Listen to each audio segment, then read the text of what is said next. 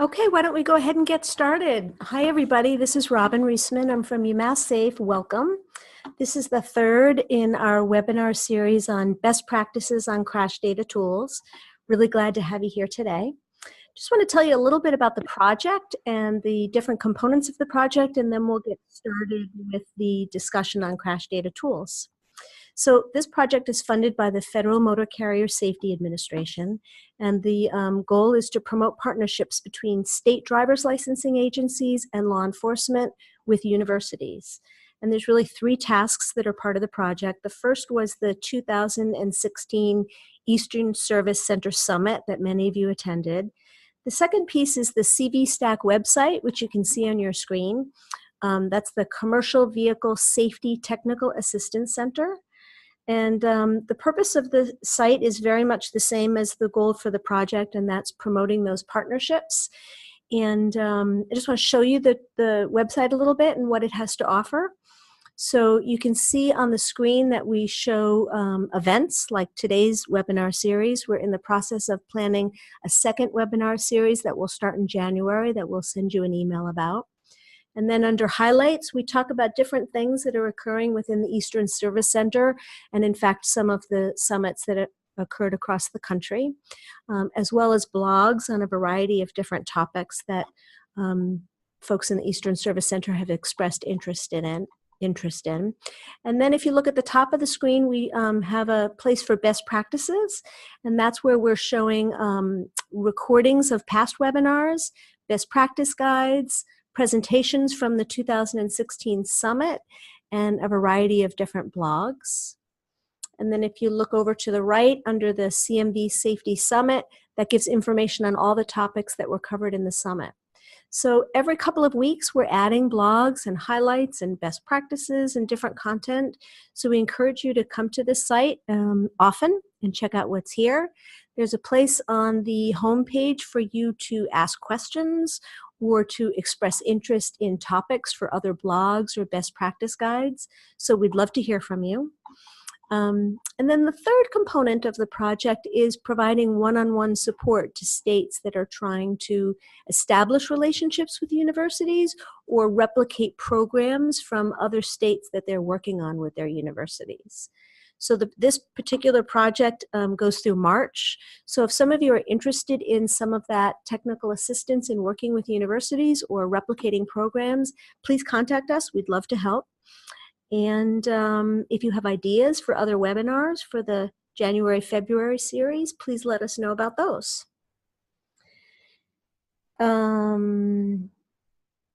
Oh, and lastly, before we start, we are looking for feedback on this webinar series and what you have found useful and not useful and what you'd like to see more of in the future, etc.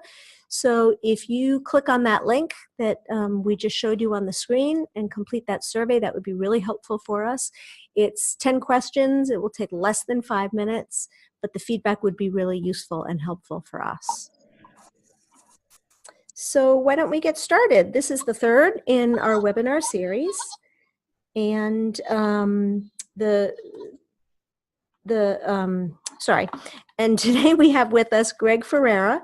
He's the program manager with COVERLAB, which is at the Institute for Transportation Safety and Education at the University of North Carolina. Some of you saw him speak at the 2016 summit, and he's here to share with us more about the crash data tools within COVERLAB, as well as some of the things that have expanded since the summit in 2016.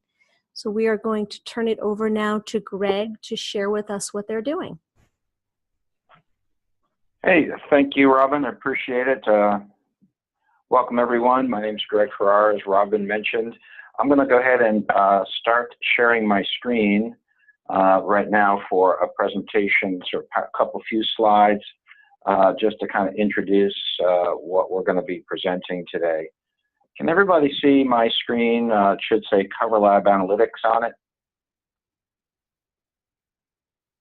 And just Robin, do you see it?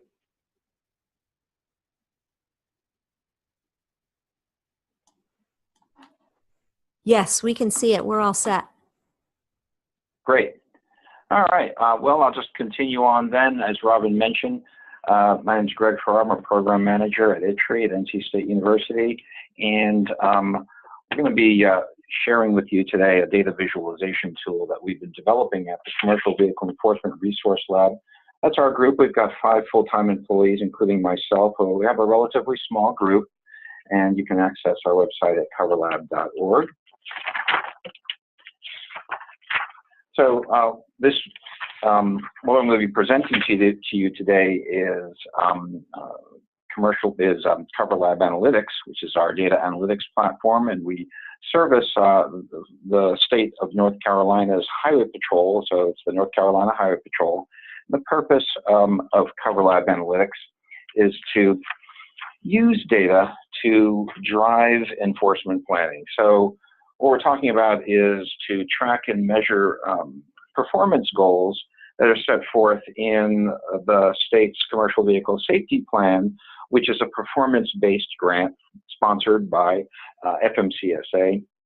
And we also work with, in North Carolina, we have the size and weight enforcement group that's kind of in the same organization, which is the Highway Patrol. I know some states have it separated into DMVs or other relationships, and ours is kind of consolidated. So we actually try to merge and provide this tool to kind of track weight regulation, performance, and weight events. And we use these to identify and prioritize enforcement activities for ultimately reducing truck-involved crashes, and also protecting those federally funded road and bridge infrastructure elements. Our main audiences are sort of middle managers, for lack of a better term, in the Highway Patrol, which are first sergeants, lieutenants in the field, and we also have, as a sort of secondary audience, command staff. And the whole idea is to put these tools and deliver them into the hands of those who are doing enforcement planning, and sort of provision them with their own custom views to help them do their job better.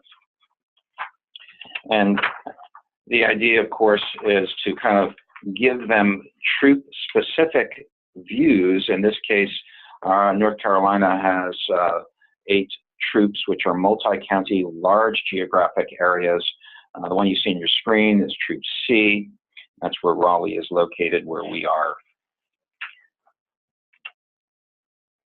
And of course, the intent of this approach is to sort of encourage the troops and their troop supervisors to optimize their enforcement strategies, to sort of track their measurable goals and visualize trends and patterns for understanding what those problem areas are in the commercial vehicle space. So where those crashes are occurring and where they're underperforming in their goals, how do you use visual analytics for sort of prioritizing and targeting enforcement optimally? With that, I'm going to turn it over and start with a demo. While I'm transitioning over, let me see if I can do 2 things at once. Let's see. In screen. There we go. Share. Okay, I think I might have to stop sharing and share again. Can you try that again? All right. All right. Tell me what you see, Robin. We see your screen and the other work responsibilities, minimum education experience. Looks like a resume. Oh, sorry about that. That is, in fact, a job posting that we have right now. Apologies. Let me go ahead and move this over to where it needs to be. Okay. Now what do you see? We see your CoverLab cover page. Okay. All right. Thanks a lot. Okay, guys. So this is our homepage for coverlab.org. As I was trying to kind of transition into smoothly, didn't go so smooth, was to kind of give you a sense for who our audiences are. We've got about 60 law enforcement or motor carrier enforcement troop supervisors in the field, positioned out in those various 8 troops.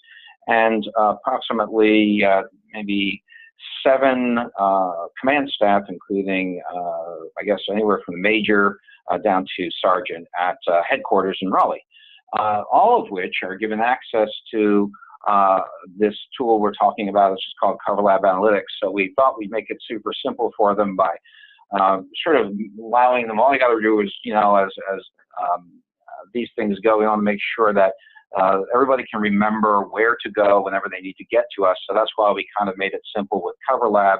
And if you just go to COVERLAB and then just click COVERLAB Analytics Login, that gets them there. For the purposes of this demonstration, I'm going to go over to the launch it from the COVERLAB Analytics homepage, so anybody that sees that URL up there can kind of peruse this content at your convenience to kind of get a sense for the back end of it. Meanwhile, I'll go ahead and log in as myself. When the troopers, troop supervisors and command staff log in, this is what they'll see. We've presented them with sort of a way that they can access things very simply in the areas of interest. As I mentioned, our program focuses on commercial vehicle safety and size and weight. For today's demonstration, I'm going to be talking about these 3 left graphic areas, which is goal tracking, crashes, and inspections. We also track another part of the FMCSA sponsored programs called ITV and size and weight. We're going to be not focusing on that today. So what I'm going to do is click on this CDSP goal tracking dashboard. For folks who are not familiar with this, this is a way in which the users can actually see their specific troop and how well they are performing against the commercial vehicle safety plan goals that are in the performance-based grant. Those goals are up here in these top numbers that you can see. They're sort of big numbers at the top. The state, we focus on just 2 to track in this one, which is inspections and crashes. So inspections, the state of North Carolina has told the feds as part of their grant that they will conduct 72,474 inspections, and that there will be these many levels 1, 2, and 3 respectively of each type. Each of these inspections are broken down to a full inspection, which takes about 45 minutes to conduct and involves both the vehicle and the driver. Level 2 is sort of a compromise between that, and level 3 is driver only. They also do bus inspections, and the state has committed as well, lastly, to not exceeding 138 fatalities. Now, what I'm talking about is this is for fiscal year 2018. This is a completed year. I'm going to use this because it's an easy way to kind of give you a sense for the trends over time for one complete year. We're actually now in fiscal year 2019, so I'm going to just focus on 18. What you're seeing below this is the performance against these goals in these bars below the numbers. So if you look at the inspections, it looks like we're all in the green. Green is good, red is bad. And just to give you a sense for each of these troops, the actual troops themselves have goals. And in this case, Troop A has performed over their goal, and they conducted 9,152 inspections, but they were only expected to conduct 6,210 inspections. So you can see this kind of trend across the board with the exception of, say, Troop B for level 1 inspections. We actually disaggregate the inspections, and for each level of inspection, show their troops' performance for each of those. Now, obviously, there's a bunch of red over here in the crash area. So for the fatality reduction goals, each troop has their own fatality reduction goal. Troop A had 11 fatalities, but they are only assigned to have 10.56, which is hard to break up a fatality like that, but for the purposes of the data, it's the way it kind of falls out. So only Troop D met their goal, and Troop G. So kind of a poor performance on the goal of reducing the fatalities. This is kind of a national trend. We've seen a lot of this spike across many of these all vehicle crashes and fatalities, as well as commercial vehicles. So part of a larger, bigger trend there. As you can see down here, our goal was 138, but we actually statewide had 172. So what this shows is performance over time, as we go through time, we go through the fiscal year, and we can actually see when we started to kind of lose that hold on those fatalities creeping up. It started out okay in October, but sort of November hit, we started to lose the game right there. Conversely, on inspections, we actually made some really great progress and way exceeded our goal on those. So sort of a mixed bag on our inspections progress for this. So this is kind of interactive, so Troop A can click on theirs and interactively see where they stand on this. And this just is an overall, just sort of first step for them. As I mentioned, we do track goal, size and weight as well, but we're going to stick to this. Those troopers, what they do next is kind of look at how they're doing on their crashes and inspections. Before I move on to that, do I have any questions on this that's not very clear before I move on to crashes? Okay, didn't hear anything, so I'll move on. So the other thing they can do is, so if they're underperforming in crashes, say Troop B, for example, what they can do is kind of, we've sort of disaggregated the data and allowed them to see sort of an overview of crash performance or crashes in their specific area and troop-wide, and statewide, excuse me. So again, the idea is to kind of surface up those data at the top and show trends for the state as a whole in terms of crashes. Total number of fatalities, CMV involved crashes at top. But over here, we kind of wanted to give them and the troops themselves a sense for, well, you know, how severe is their truck crash or commercial vehicle crash problem? In this case, this is a metric that is sort of a ratio of how many sort of CMV fatalities are relative to all vehicle fatalities. The average is nationwide is 13%. If it goes above that, we flag it as red. And then this metric over here is showing, you know, out of those fatalities that are commercial vehicles, how severe are they? Do you have really severe, out of all the crashes that you have happening that are commercial vehicle crashes in your troop or statewide, you know, are they resulting in fatalities a lot of the times or not so much? So this is actually pretty moderately low score statewide. Some troops are very high and go over 1%. So as I kind of go through this, just to give you a sense of interactivity, there's a lot going on here in this overall dashboard. We kind of wanted, I think we had some response from the troops to show this sort of GVWR, gross vehicle weight distribution of those trucks, commercial vehicles over 26,000 pounds and those in the 10 to 26,000 pound range.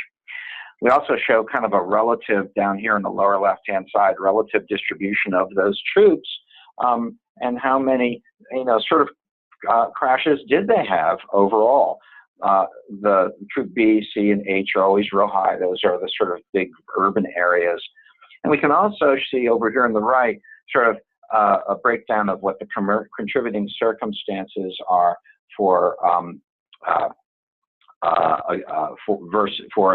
where the CMV was for the vehicles in the crash, whether it was CMV or non-CMV. What this does is actually shows whether it sort of is somewhat of an insight to, you know, if the non-CMV was involved in the crash like a regular passenger vehicle, and whether they had contributing circumstances that were potentially pointing to the non-commercial vehicle or the commercial vehicle being at fault, if you will. It's really not an at fault, but it's sort of an indicator to kind of see that. I want to start going through and interactively kind of interacting with this a little bit to kind of give you a sense of what's going on. So I can actually choose up here on the right-hand side, just, you know, choose fatalities only and apply that. Now the picture changes a little bit, and we can see cross center line going the wrong way was the top contributing circumstance in the state, contributing to sort of most of those being non-CMVs. So immediately sort of seeing a pattern here with failure to reduce speed and failure to yield right of way, non-CMVs as being the sort of principal component of that. If I click on a troop, it actually updates these interactively, so you can kind of see where, you know, troop Troop B is 12.88 and has a sort of a higher fatality rates for their commercial vehicle crashes. And as I kind of sweep through the troops, Troop C, these sort of contributing circumstances and crash indicators for their sort of so-called relative picture changes. H, for example, has a much higher commercial vehicle rate relative to all fatalities, but they're relatively low in their severity relative to CMV crashes. And their contributing circumstances are failure to yield right-of-way, with the CMV vehicle being the one that is mostly involved with those. And there's only a very small number of these for fatalities. We can increase the frequencies of these by clicking on A and get more data which is the sort of suspected serious injury. So now we're looking at serious injuries and fatalities as well. Again, sweeping between them. If I actually want to take a look at the troops themselves, I can do that and kind of switch the view a little bit by, in this case, switching to Troop B, one of the biggest troop crash fatality troops in North Carolina. And now kind of the view switches to more of a distributing sort of by county. So again, kind of allows that troop supervisor to kind of drill down a little bit just to get a profile of their particular counties that are worst performing. And of course, Bladen County and Cumberland County being the two top dogs here. And if we click on these, we can kind of see that centerline going the wrong way is one of the biggest contributing circumstances in Bladen County, and Cumberland failure to reduce speed, both of which were the non-CMV sort of indicating that non-commercial vehicle was sort of the principal factor involved in those crashes. And so, you know, as we kind of scroll through this, just gives you a sense of overall. In the interest of time, I'll move on. And what we've done is kind of disaggregated these to when, where, why, and who dashboards. So the idea is to kind of go ahead and switch between, go to Troop B. I'm having to manually do this. We've just introduced this wrapper here, which is sort of a way to navigate around. And what we're using behind the scenes is technology called Tableau. Some of you have heard of this, where Tableau's interface is much easier to navigate when we use this sort of navigation tool at the top. So we haven't quite worked out all the bugs yet for having to re-put these severity levels in here at this point. So I'm going to go ahead and click K and A's and reinitiate that for Troop B. So what this does is kind of show us a year at a glance, time of day, day of week heat grid. Obviously, I've chosen only K's and A's, so I'm going to get very few crashes. The intent is to kind of fill this in so that we can detect some kind of pattern and trend with this. So I'm going to infill this with B's, which are suspected minor injuries, and work my way down. I'm starting to get a little bit better picture. Maybe Tuesday morning at 8 might be an area or time frame that I might want to hit on, and perhaps Friday at midday to mid-afternoon. If I wanted to, I can go back and add more data in previous years to kind of, you know, fill this in a little bit more. So it's kind of a tool to just sort of get a broad sense of where those trends are. Some days particular are hot for one reason or another. Maybe there might have been a snow event in November or something that might have kicked that up. I'm going to go to the where dashboard now and move along. I know we have a limited amount of time. So what we've kind of done is I'm going to click on Troop and bring us back to where we were, Troop B. And the idea here is kind of clicking on, say, K's and A's and sort of applying that. Oh, sorry. Let me click on K's first. So if we just filter for fatalities, we can kind of see in Troop B that, you know, we've got Bladen County, as we know already, has most of the fatalities. And we kind of want to see what the sense of what's happening with this. They're mostly on North Carolina roads, which are two-lane, mostly rural roads. So we immediately see sort of a trend right there. U.S. crashes are sort of U.S. highway crashes are only 6 secondary road and interstate. So not an interstate issue, mostly NC issue. We actually geolocate 98% of the crashes here in North Carolina, commercial vehicle crashes. And so we can see that there is a point map of where those fatalities have occurred. I'm just going to go quickly back to the county map and just click on NC crashes. We kind of narrow that down a little bit. I can actually click and interact with any of these on the left as well to sort of further filter these out for only NC20, for example, where 3 of them took place. And of course, switching to the point map allows me to kind of see what's going on. Now we kind of see 3 crashes right here that appear to be kind of in a cluster of sorts. And what we've done is kind of link these out to publicly available crash reports that are redacted from personally identifiable information. So clicking on this crash can kind of launch a sort of a view of the actual crash report itself. So if the troopers wants to kind of dig in deep, just real quick to look at and get a sense for what the crash narrative and contributing circumstances might have been, they can do that and get a sense of the crash diagram. In this case, this was an intersection crash where somebody pulled in front or actually attempted to pass an unknown vehicle, and then a couple of vehicles collided. We have a pretty bad wreck there.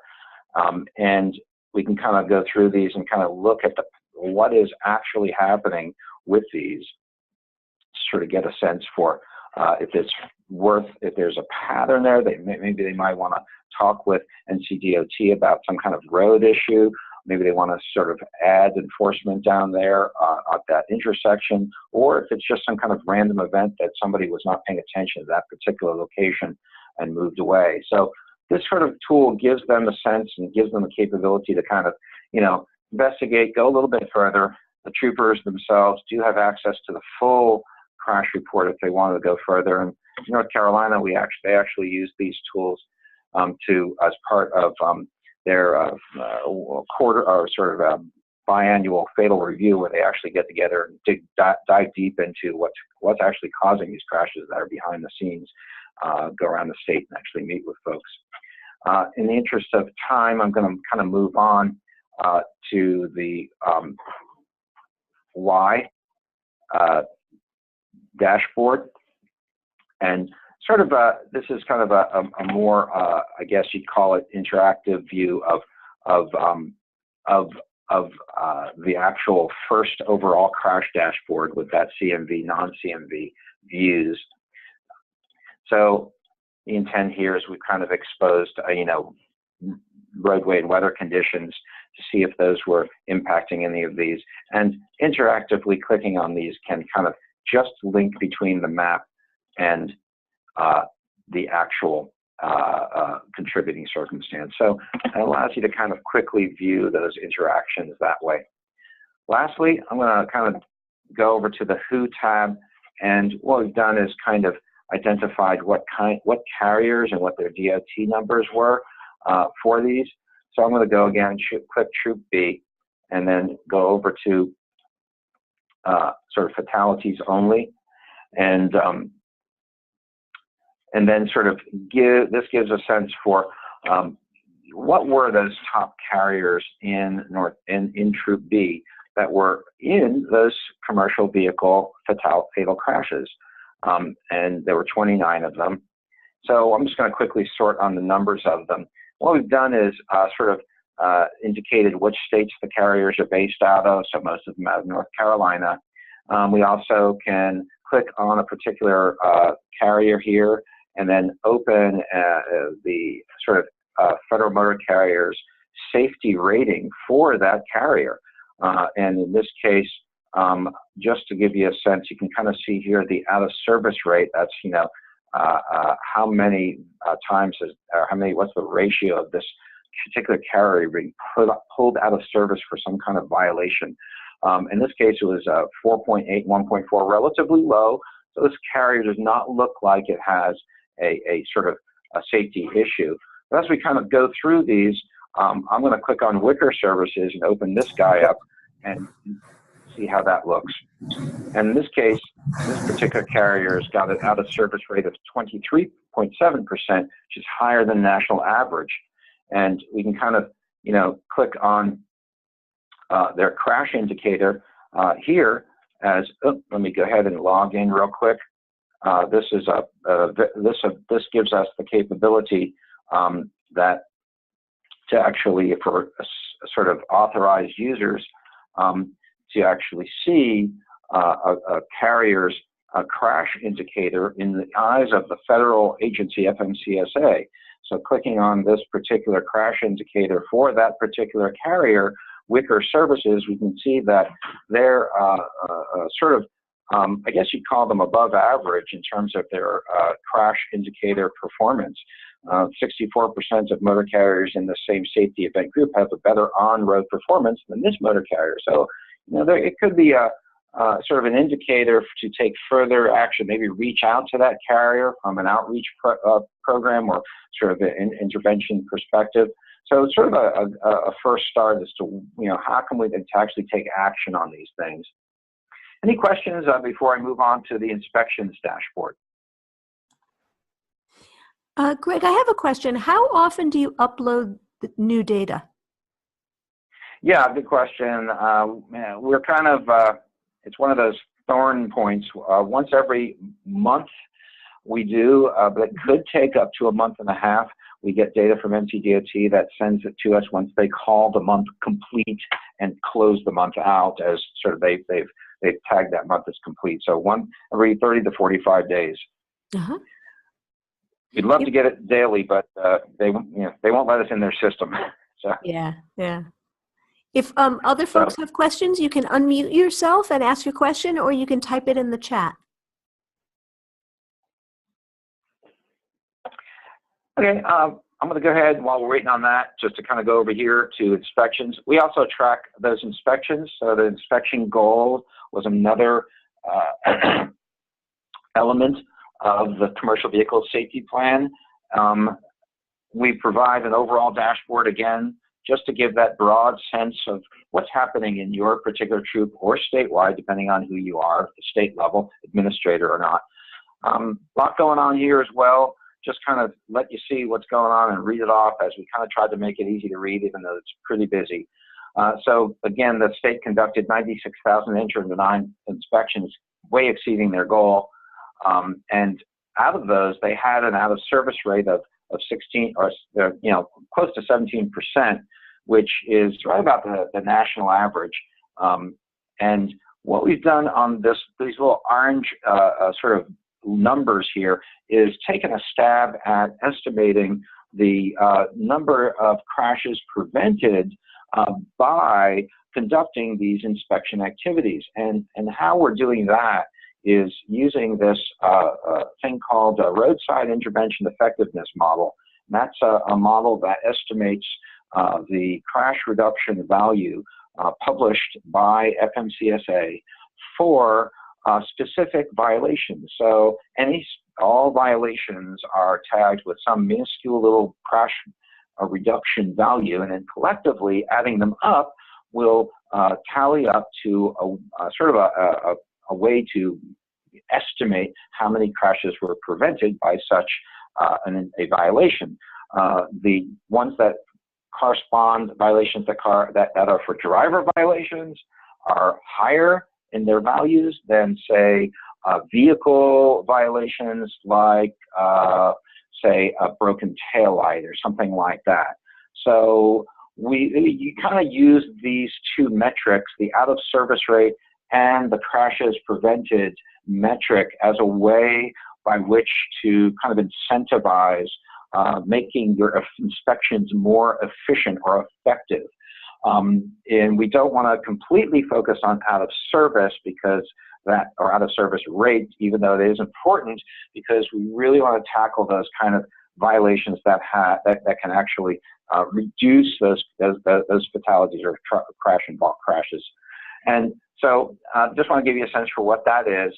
Over here, we can kind of see the actual violations statewide that were the top violations for crashes reduced, prevented. In this case, lane restriction violations were the top one, but of course, operating a CMV without a periodic inspection, driver violations, failing to use a seatbelt. So these are driver violations, which you'd expect because they're higher by default because they are driver violations as values. Now over here, actually let me circle back down to these levels of inspection. I mentioned earlier that each of those inspections have a level, which is level 1, 2, and 3, full, medium, and then driver only. So full combination of driver and vehicle and then driver only. There is a goal for each one of these, and statewide, the state of North Carolina for 2018 did not meet its level 1 inspection goal. We didn't conduct enough full inspections, but we exceeded levels 2 and 3 goal, and this kind of gives you a sense for what that was.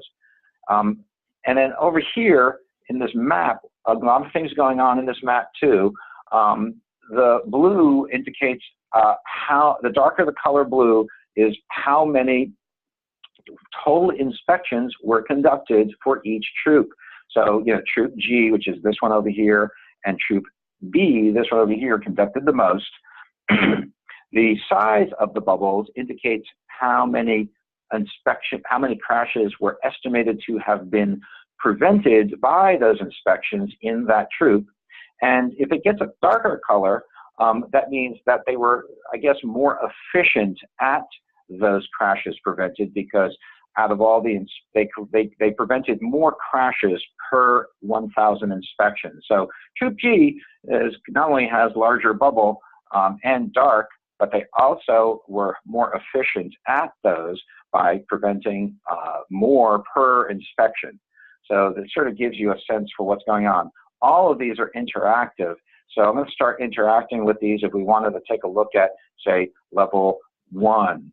I click on that guy and we can see, oh, for level 1 inspections, our highest violation crash prevented value was operating a CMV without a periodic inspection. And we had a very high level of crashes prevented total and a pretty high out of service rate. So, we're sort of statewide getting a high bang for our buck from those, but they do take longer. Level 2, wow, that takes less, but it actually prevented about the same amount of crashes and had a similar out of service rate. Level 3, not so much, but they take less time, but still had a fairly high number of crashes prevented. And most of those were in Troop G again. So sort of give you a sense of what those were. And of course, Troop G, this troop is over in the mountains, and this is a lane restriction violation. So what they're probably doing is getting violations of trucks going in the wrong lane up and down the mountains on the interstate over there. And that is a driver violation, giving them a higher crash reduction value. And so they're sort of in a good position to kind of increase that by virtue of that. Over in other troops, they don't have that sort of luxury, if you will, to have to struggle a little bit. The geography of North Carolina changes quite a bit from west to east as it flattens out and goes to a coastal plain, some of which, including Troop A over here, do not have an interstate in them. So quite a lot of variability, which is why we took this approach. And of course, if you wanted to click on Troop G, you can just do this from the map and kind of get a sense for what theirs was about. They missed their goal here. We can kind of interact and click through these troops and give a sense for individual troop performance across all of these areas as it updates each of their particular performance and their crashes avoided and out of service rate. I'm going to move on to the inspections per trooper. So this is a view which provides the troops themselves and the troop supervisors with the actual troopers who are on the road and what their relative performance is for them in out of service violations, inspections, rate, and of course crash reduction value. For them to use this, it's pretty straightforward.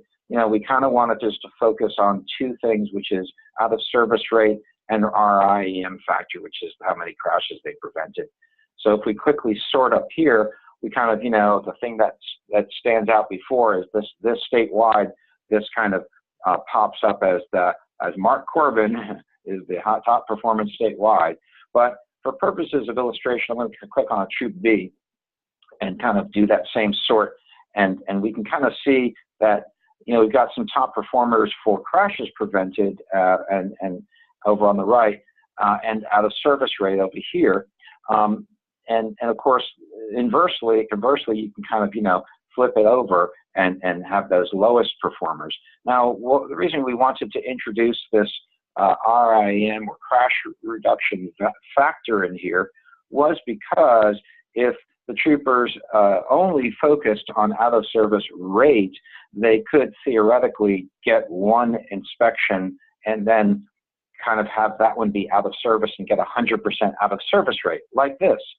But they would not have a very high crash reduction values, and they might even you know, stop doing inspections at that point if they're incentivized to, you know, not conduct ones anymore because of their choices of those vehicles or drivers were you know, not optimized for those. So obviously high performers and low performers, that's why we want to balance these two. So I'm going to click over here and go back to sort of our top performers. So go ahead and click on this guy, Jay Bunce. Now he's got actually a pretty high out of service rate, or she, and an RIM factor that's pretty high. And most of those were from flat tire or exposed fabric exposed, inoperative turn signal, and clamp. So it kind of gives that troop supervisor an immediate sense of what kinds of violations are each of these troopers that are top performers or bottom getting, and what their values are. So giving them a sense for what's happening for their actual employees, if you will. I'm going to go ahead and click on the Where tab, and this what this does is we actually geolocate the inspections themselves. Have the capability to do that, and we have GPS data. However, of late, in full disclosure, we've had some issues with actually getting those data in from the GPS units themselves. They've turned it off or whatever may be the case. So we have it flagged for less than 80% of GPS data is here, and we've had some, you know, kind of a recently ongoing issue. It's been something we've been kind of wrestling with, of getting those located better. But for purposes of this demo, we'll go ahead and, you know, go ahead and focus on Troop B again, and kind of let you kind of see, you know, real quick, how kind of what is it that, how the sort of troop supervisors might be using this dashboard. And if we kind of click over here on, you know, where are our level 1's inspections happening where in my troop, or level 2 or level 3, I can kind of see those at a glance. And if I wanted to kind of look at where those are for only out of service violations, I could click on those. Or no violations, where are those happening? So giving them that sense for where are my out of service violations and levels happening, and of course, very specifically on those particular performers. Let's go ahead and focus on bunts, for example, and see where what's happening with that.